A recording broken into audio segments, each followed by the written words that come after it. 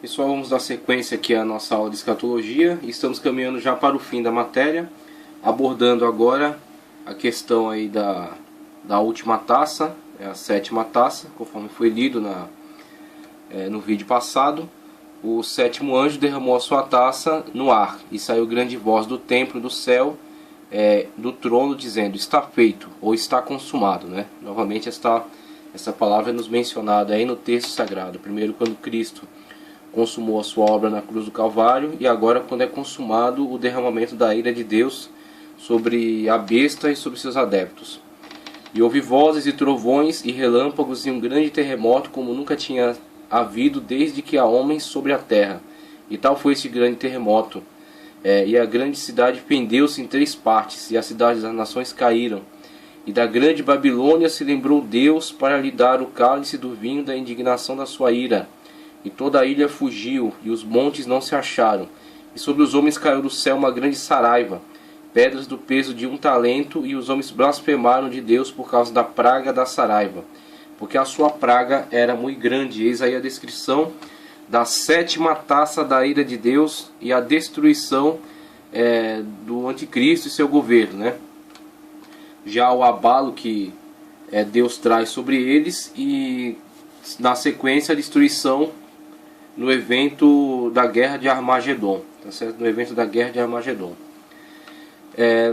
Continuando, descrevendo agora acerca da grande prostituta, que está associada simbolicamente à Babilônia, e como já demonstramos aqui nesse vídeo, a Babilônia não é um lugar geográfico nessa abordagem, mas sim um sistema político que está implantado em todos os governos da atualidade, e que brevemente será destruído quando Deus trouxer a sua ira, né? Quando Deus trouxer o seu juízo sobre esse sistema, destruindo esse sistema e substituindo pelo sistema perfeito do governo teocrático de Deus, que aliás é a teocracia de fato, né? Como houve uma tentativa de teocracia no passado com relação ao governo de Israel, mas por parte da fraqueza, da imperfeição com que os israelitas trataram acerca da importância desse governo, ele não obteve o resultado que deveria obter, né? Não teve o sucesso que deveria ter.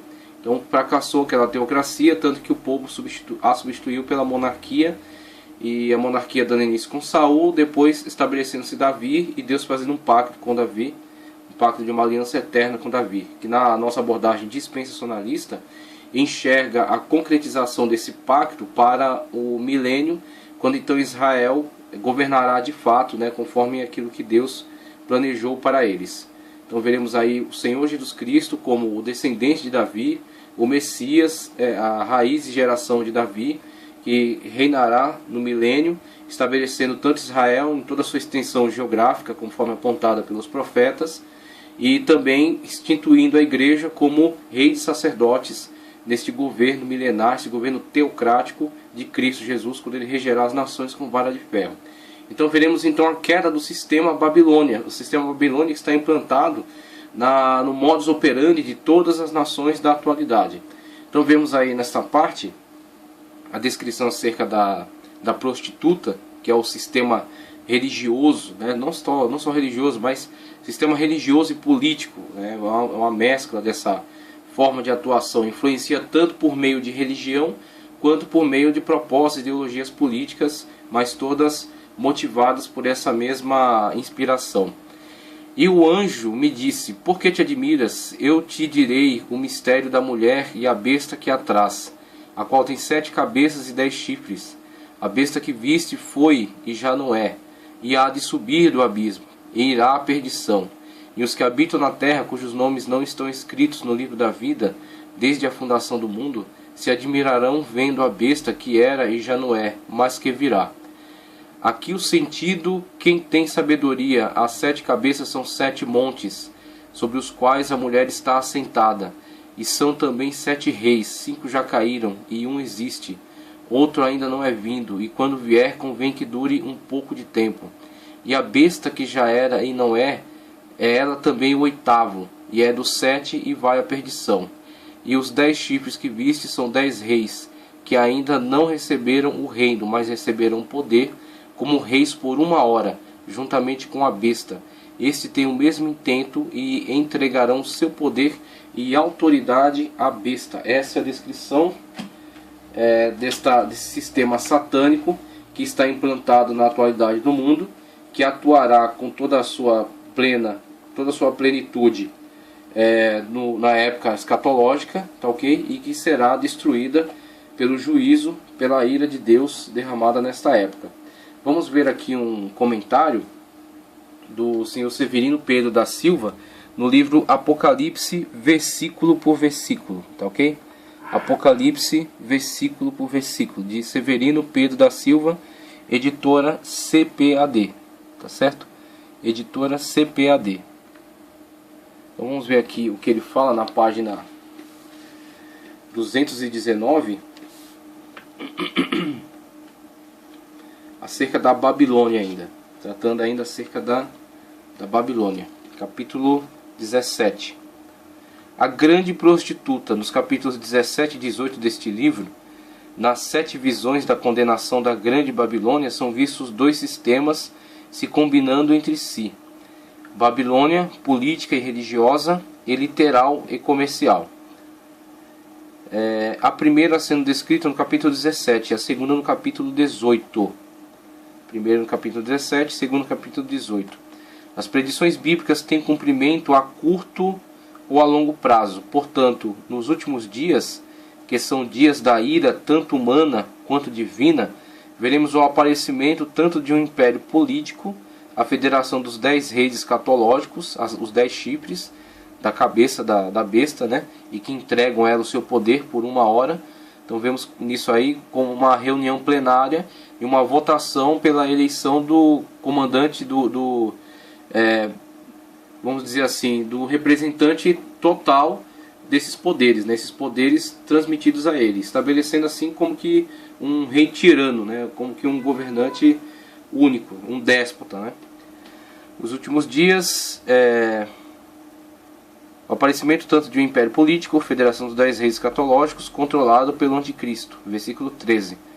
Tendo como sede a cidade de Roma, como também veremos o aparecimento de um falso culto dedicado à besta, o homem do pecado. Também veremos ainda a condenação de uma grande prostituta denominada a Grande Babilônia, envolvida em mistérios. A Babilônia, a Grande, cerca de 713 a.C., o profeta Naum chamou-a de graciosa meretriz, Naum 3:4. De modo bem similar e por razões idênticas, um outro profeta aplica o mesmo epíteto vergonhoso à cidade de Tiro, predizendo sua ruína. Isaías 23:15. Profeticamente falando, esse sistema misterioso desta seção representa o novo paganismo do tempo do anticristo, e especialmente o culto dele e suas formas de expressão, com a qual se prostituíram os reis da terra, e os que habitaram na terra se embebedaram com o vinho da sua prostituição. Se prostituíram os reis da terra. Os reis do tempo do antigo Império Romano tentaram de todas as formas influenciar para seu benefício no seu comércio tudo o que era de seus cidadãos. Profeticamente falando, isso se fará em grau supremo nos dias sombrios do anticristo. Os reis farão também que os súditos da besta aceitem não só esse sistema de tributo sobre si, mas de um modo especial o seu próprio culto a ele dedicado. Assim como Nínive e Tiro desviaram outros povos, forçando-os a corromper-se com a idolatria vigente naqueles dias, agora será Roma, a meretriz do Mediterrâneo, que seduzirá os reis juntamente com os aliados da besta, fazendo-os beber do vinho da sua fornicação, isto é, ele os seduzirá à adoração idolátrica de si mesma e seu consorte, a besta.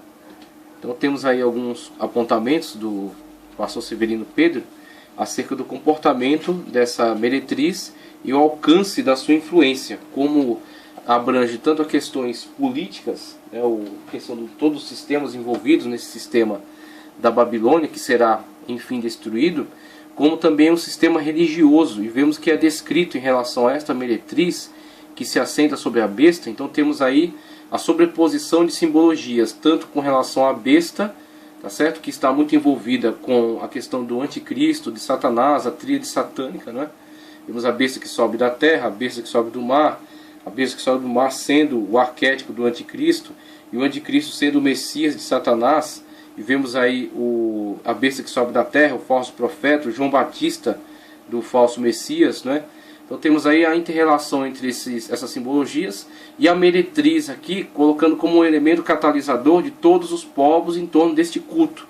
Então a meretriz é aquela que bebe o sangue dos santos, dos profetas, ou seja, que promoveu a matança destes, que promoveu a perseguição destes, né? E que leva todos a se submeterem a esse sistema, se embebedarem com ele, né, estarem vendidos a ele, estarem entregues totalmente a ele e prestarem-lhe culto, né, prestarem culto à besta, prestarem culto a Satanás, através dessas diversas ações que tem empreendido já no tempo atual, através das falsas religiões, das falsas interpretações bíblicas, das distorções que tem promovido através desse sincretismo, né, dessa multiforme maneira de atuação e de expressão através de diversas ideologias, através de diversas religiões que têm se levantado na atualidade e que têm negado a veracidade da palavra de Deus, negado a autoridade da parte de Deus, né, e tem trazido todos os povos a esta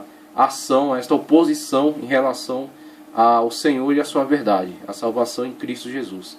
Então vemos aí que este ser que está atuando de uma forma ambígua na atualidade estará completamente revelado e mostrará toda a sua força nesta época, quando então será também destruído pelo juízo, pela sentença do Deus Todo-Poderoso.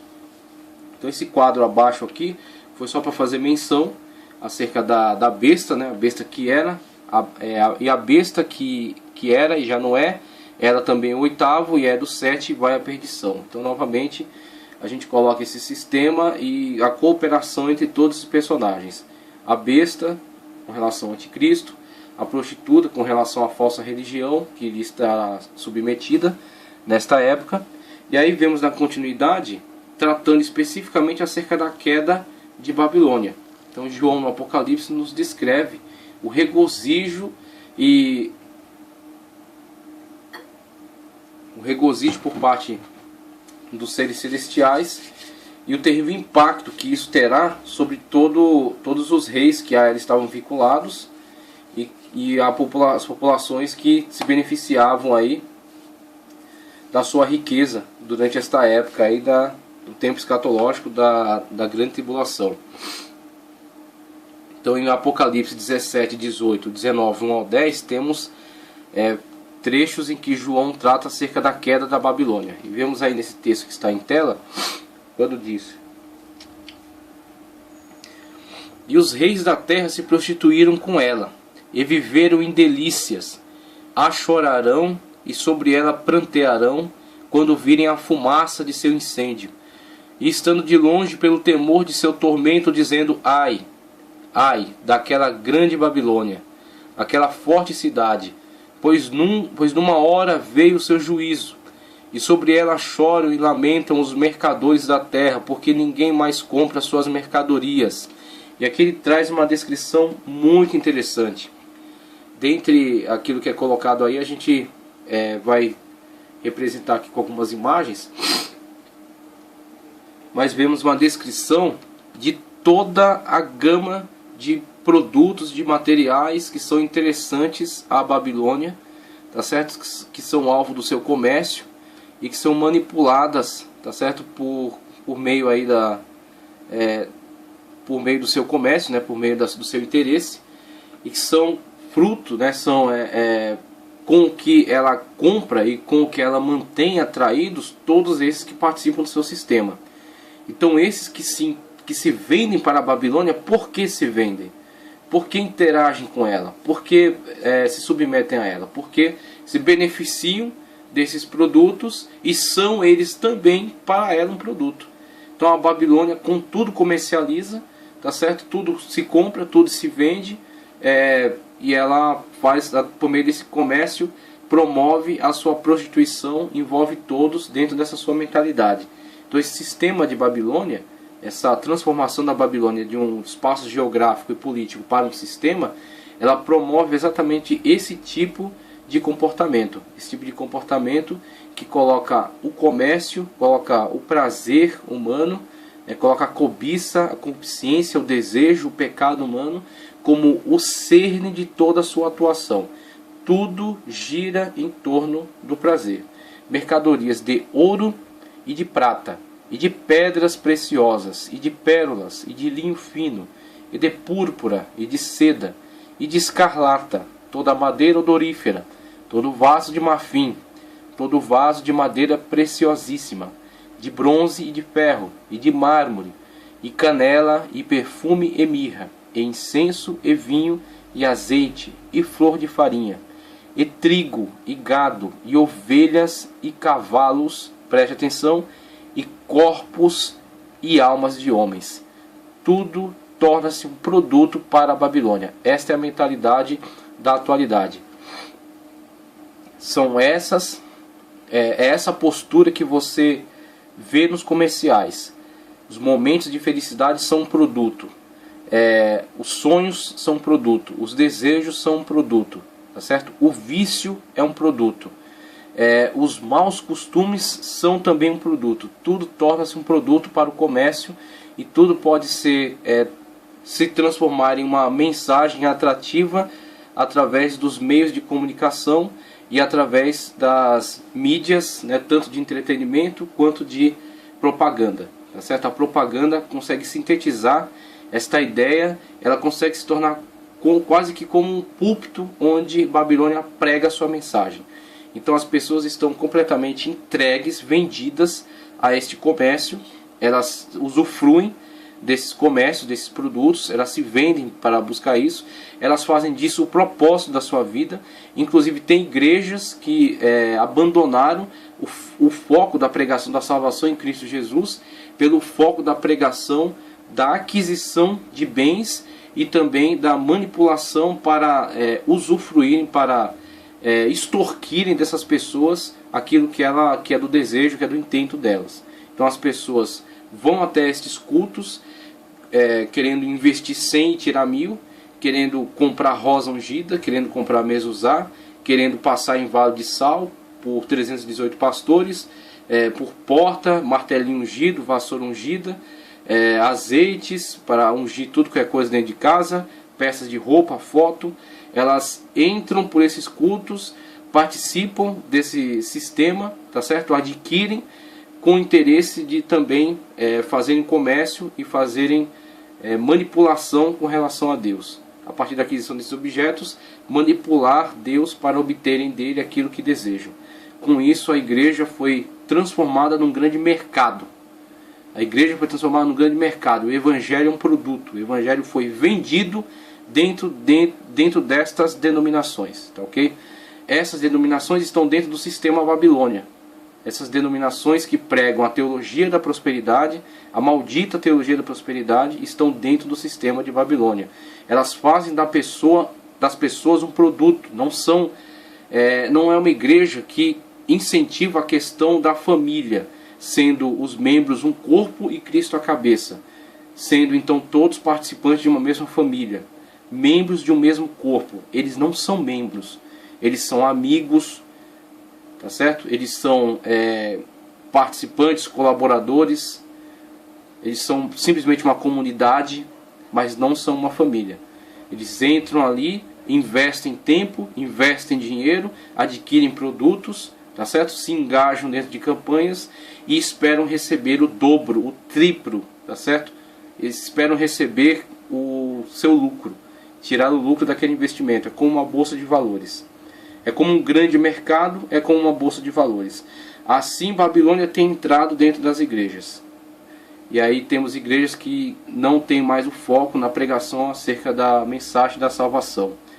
E aí não temos como ouvir de um púlpito desses aquelas palavras de Paulo quando ele diz: não tem outra palavra entre vós senão Cristo e esse crucificado.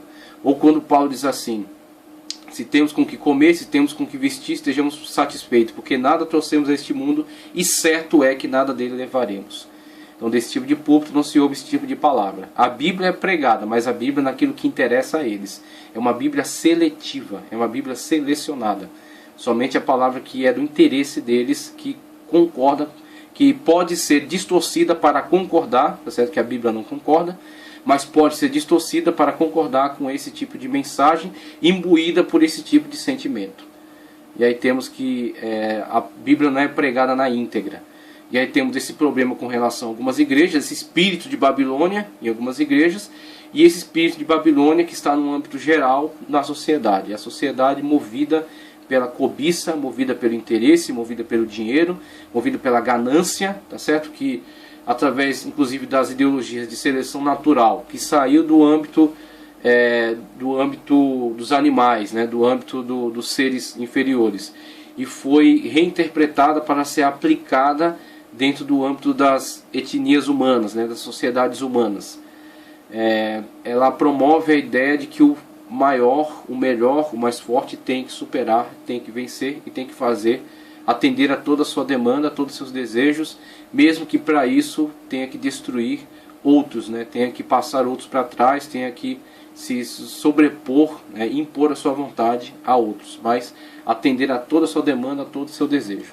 Então vemos a seleção natural aplicada à sociedade gera essas pessoas que, para obter aquilo que elas querem, fazem o que precisar fazer. Matam, roubam, destroem, enganam, usurpam as pessoas, exploram elas através de trabalhos semi-escravos, tá certo? Arrancando delas o lucro, não lhe dando a elas o que é digno, o que é devido, o que é merecido, tá certo? Explorando a mão de obra barata, muitas vezes de pessoas ingênuas, ou pessoas que nem são ingênuas, mas não têm outras possibilidades e têm que submeter a isso. Então, temos isso no empresariado, temos isso nos banqueiros, temos isso nos até pequenos empresários, temos isso em diversos tipos de situações.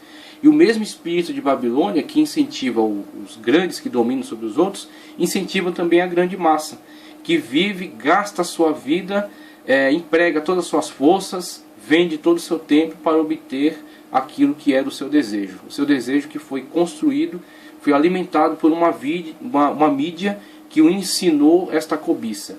Tá certo? O desejo pela imagem, o desejo pela ostentação, o desejo de objetos, o ter no lugar do ser. Não buscam ser alguém, não buscam ter uma comunhão com Deus e ser um filho de Deus, ser um servo de Deus, ser uma pessoa que está em comunhão, mas ter algo, ter um carro, ter uma casa, ter bens, ter uma roupa para fazer ostentação, sendo que se ela é alguém, se ela busca o ser, ela também obtém tudo isso, mas o seu coração não está nisso. Então quando uma pessoa quando ela priorizou o ser, ela também obtém essas coisas. Mas como Cristo falou, onde estiver o teu tesouro, ali estará também o teu coração. Então as pessoas que buscam pelo ter, colocaram o seu coração neste tesouro da terra, acerca do qual Cristo diz: os ladrões roubam, tá certo? A traça rói, enferruja-se, deteriora-se, destrói. E destruídos os bens, destruída também a pessoa, porque o seu coração estava nestas coisas. Então vemos que a influência de Babilônia abre as suas asas sobre diversas áreas, tá certo? Consegue afetar diversas áreas. E é esta mesma Babilônia que nos deparamos aqui com relação a esse trecho, falando acerca da sua destruição.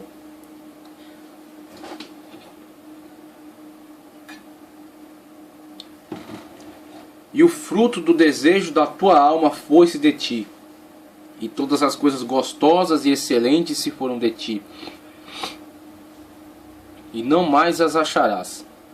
Os mercadores destas coisas que com elas se enriqueceram estarão de longe, pelo temor de seu tormento, chorando e lamentando, e dizendo: ai, ai daquela grande cidade que estava vestida de linho fino, de púrpura, de escarlata, e adornada com ouro e pedras preciosas e pérolas, porque numa hora foram assoladas tantas riquezas. E todo piloto, e todo que navega em naus, e todo marinheiro, e todos os que negociam no mar, se puseram de longe. E vendo a fumaça do seu incêndio, clamaram, dizendo: que cidade é semelhante a esta grande cidade? Não é especificamente uma cidade no globo, uma cidade literal, mas o símbolo é uma cidade metafórica, o arquétipo das cidades, do sistema humano, do sistema artificial criado pelo homem, tá certo? Sobreposto à realidade natural criada por Deus, a natureza criada por Deus. Então é a cidade de concreto, a cidade de sonhos, a cidade de ouro, a cidade de tecnologia, a cidade de benesses, esta cidade de ganâncias colocada, sobreposta à realidade. Então é essa cidade, em relação a essa cidade que eles lamentam. E lançaram um pó sobre as suas cabeças, e clamaram, chorando e lamentando, dizendo: ai, ai daquela grande cidade, na qual todos os que tinham naus no mar se enriqueceram, em razão de sua opulência, porque numa hora foi assolada. Este é o destino de Babilônia, e será compartilhado por aqueles que estão a ela associados e vivem em prol do seu sistema. Então temos aí, na conclusão, esses trechos aqui, onde serão apresentados esse quadro geral, onde será apresentado esse quadro geral, tá certo?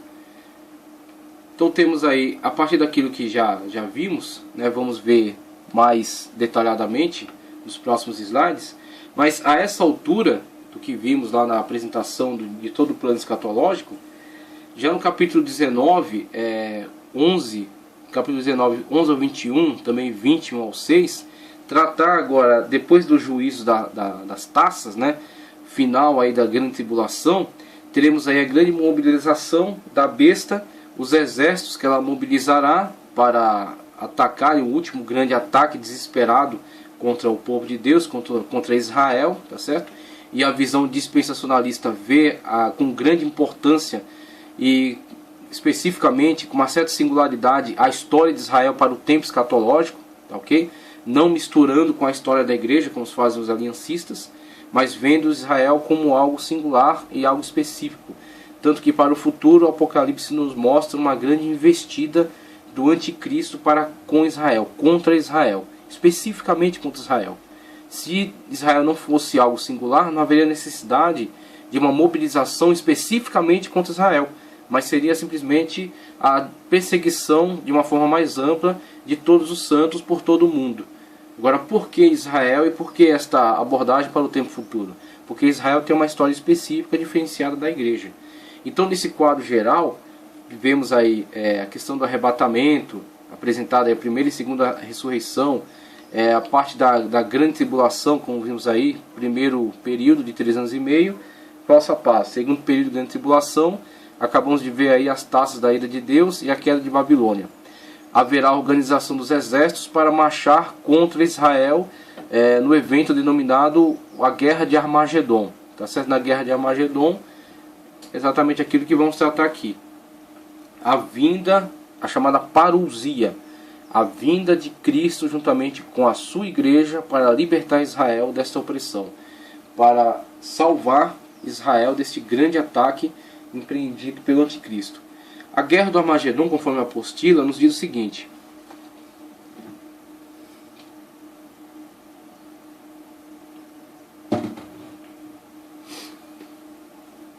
a Bíblia nos mostra como ainda haverá no mundo 2 grandes guerras. A primeira é do anticristo contra Cristo, e a segunda será do próprio Satanás contra Deus. Com respeito à palavra Armagedon, tem surgido muitas interpretações. Esse local é mencionado uma só vez na Bíblia, em Apocalipse 16:16, onde João, o vidente, descreve o sexto flagelo. Nesse lugar, os reis do mundo inteiro serão reunidos sob a inspiração dos espíritos e demônios, a fim de pelejarem. Apocalipse 16:14. Embora o autor do Apocalipse tenha dito que esse nome é hebraico, isso não tem ajudado muito, mas os estudiosos em geral têm concordado com J. Jeremias na sua conclusão de que o enigma de Armagedon ainda aguarda uma solução. O problema principal é que a palavra Armagedon não aparece em qualquer escrito hebraico existente. A solução mais popular é que aqui temos uma referência ao monte Ar, né? Ar de Megido, Magedon, Armagedon. Há mérito na ideia pelo fato de Megido ter sido uma fortaleza militar. Josué 12:21, 17:11, Juízes 1:27, segundo Reis 8:27. E de muitas batalhas famosas terem sido travadas naquela área entre Israel e Cícera, Juízes 5:19, bem como entre Josias e o faraó Neco, segundo Reis 23:29. Por outro lado, R.H. Charles imagina-se uma corrupção da linguagem Arrendar, cidade do desejo, ou Armigdor, seu monte frutífero. Mas isso não basta, porque não se sabe de que monte se está tratando. Então, o que tem sido mais aceito é essa interpretação que ele trouxe aqui acerca de Ar-Megido, monte de Megido.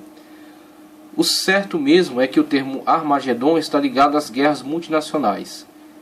Joel 3:9 ao 15, Zacarias 14:1 ao 5, Sofonias 3:8, Marcos 13:7, 14:24. Em Apocalipse 19:11 ao 21, os exércitos do céu travam batalha contra os reis da terra, lutando pelo reino milenar. Por isso a rebelião contra Deus e seu Messias será a marca registrada do fim dos tempos. A Primeira Guerra Mundial foi chamada Armagedon. E o filme de Francis Coppola, Apocalipse Agora, inclui figuras apocalípticas provando que os homens, além de crer, instilam o medo através da encenação dessa batalha cruenta. Alguns intérpretes veem na palavra Armagedon uma transliteração do hebraico Ar-Megido, que significa colina ou montanha de Megido. Esse nome pode significar também lugar de multidões ou ainda destruição final. Na verdade, esse é um dos lugares no mundo onde mais sangue já foi derramado. Foi ali que Baraque venceu o exército de Cícera, Gideão venceu os midianitas com seus 300 escolhidos. E nesse mesmo lugar Saul encontrou a morte lutando contra os filisteus. Napoleão disse que iria fazer naquele lugar o palco da sua grande guerra.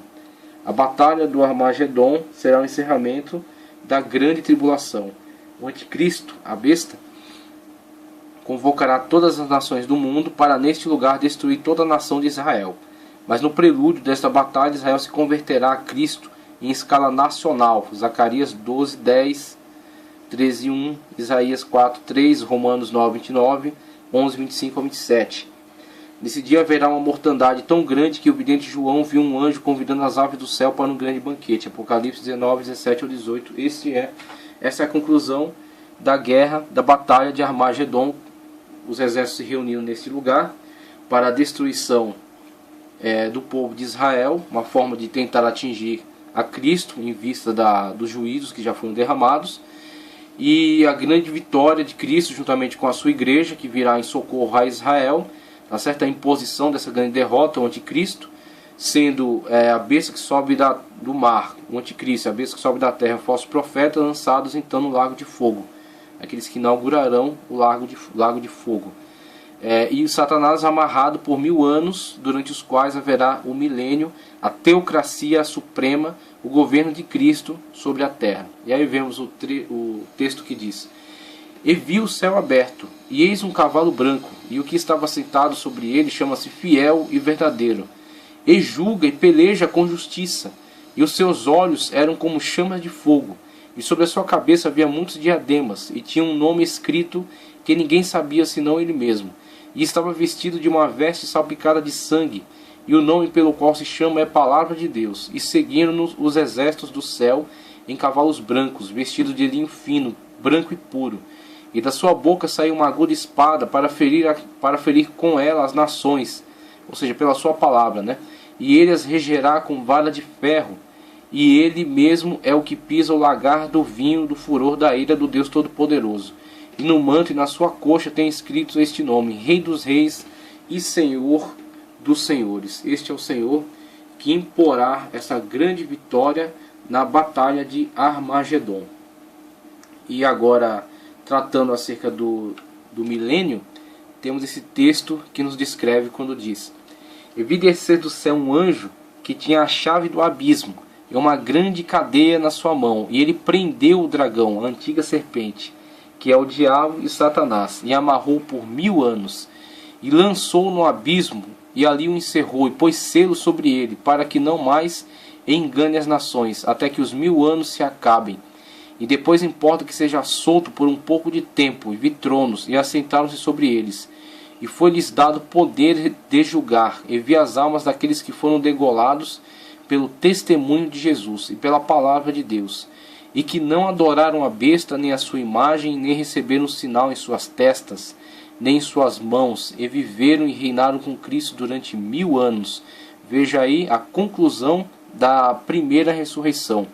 3 etapas, né? A chamada primícias, que é a ressurreição de Cristo, a colheita, que é o arrebatamento, as espigas caídas, os que ficaram do arrebatamento foram perseguidos e não aceitaram o sinal da besta, e foram mortos por isso, e foram martirizados, mas então serão ressuscitados. Participarão da primeira ressurreição e reinarão juntamente com Cristo durante 1000 anos. Aqueles que não foram ressuscitados serão somente depois no evento chamado Segunda Ressurreição, quando então serão julgados e condenados no triste evento chamado Juízo do Trono Branco ou Juízo Final. Degolados pelo testemunho de Jesus e pela palavra de Deus, e que não adoraram a besta nem a sua imagem, e não receberam sinal em suas testas nem em suas mãos, e viveram e reinaram com Cristo durante 1000 anos. Mas os outros mortos não reviveram, até que os 1000 anos se acabaram. Esta é a primeira ressurreição. Bem-aventurado e santo aquele que tem parte na primeira ressurreição. Sobre estes não tem poder a segunda morte, mas serão sacerdotes de Deus e de Cristo, e reinarão com ele 1000 anos. Tá ok? Conforme aqui o texto nos indica, e fazemos a leitura literal desse texto. Cremos na sua realização plena e total e de uma forma literal. E aí vemos agora os últimos eventos, conforme nos descreve aqui o Apocalipse. Então temos Apocalipse 27 ao 10, a guerra final, a guerra de Gog e Magog.